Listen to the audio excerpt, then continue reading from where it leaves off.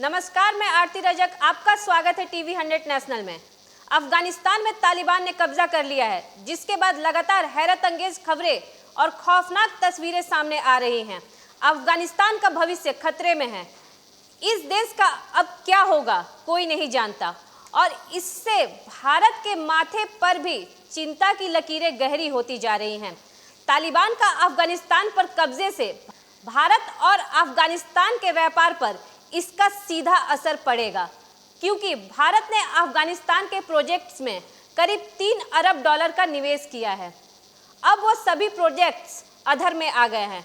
भारत ने यहां पर हर सेक्टर में बड़ी रकम निवेश की थी। आइए आपको बताते हैं कि कौन कौन से ऐसे प्रोजेक्ट्स हैं जो खतरे में आ गए हैं। भारत और अफगानिस्तान के बीच द्विपक्षीय कारोबार होता है। फाइनेंशियल ईयर 2020-21 में दोनों देशों के बीच 1.4 अरब डॉलर यानी 10,387 करोड़ रुपए का व्यापार हुआ है, जबकि 2019-20 में दोनों देशों के बीच 1.5 अरब डॉलर का व्यापार हुआ था। 2020-21 में भारत ने अफगानिस्तान को करीब 6,129 करोड़ रुपए के प्रोडक्ट एक्सपोर्ट किए थे, जिस पर अब पानी फिरता नजर आ रहा है। भारत का व्यापारिक भविष्य डगमगाता नजर आ रहा है। तालिबान और अफगानिस्तान के बिगड़ते रिश्तों से भारत का वैश्विक कारोबार होगा प्रभावित। भारत ने पिछले 20 सालों से अफगानिस्तान में करीब 22,251 करोड़ रुपए का निवेश किया है। भारत ने बांध से लेकर स्कूल और सब स्टेशन तक बनवाए। इसके पीछे भारत की रणनीति ये थी कि ईरान में चाबहार पोर्ट को सड़क मार्ग के जरिए अफगानिस्तान से जोड़ा जाएगा। ईरान के चाबहार बंदरगाह से अफगानिस्तान के तेला राम तक की सड़क परियोजना का काम भी जारी है। इससे अफगानिस्तान के रास्ते मध्य यूरोप तक भारत की पहुंच आसान होगी। इस रूट से भारत मध्य यूरोप के साथ कारोबार भी कर पाएगा, लेकिन अब इस योजना पर पानी फिरता नजर आ रहा है। पिछले 2 दशक के दौरान भारत ने अफगानिस्तान के विकास के लिए काफी काम किया है।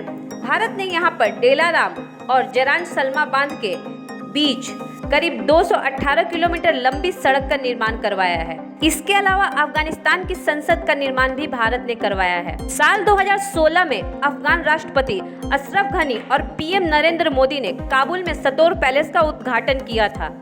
भारत ने जो और दूसरे प्रोजेक्ट्स अफगानिस्तान में शुरू किए, उनमें पावर इंफ्रा प्रोजेक्ट्स, जो पुल एक खुमरी से काबुल के उत्तर में जाने वाली 220 केवी की ट्रांसमिशन लाइन बिछाने जैसे दूसरे पावर इंफ्रास्ट्रक्चर प्रोजेक्ट शामिल थे।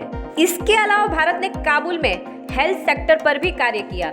साल 1972 में खत्म हुए बच्चों के अस्पताल का पुनर्निर्माण कराया था। भारत ने अफगानिस्तान को 400 बसें और 200 मिनी बसें शहरी ट्रांसपोर्टेशन के लिए दी थी।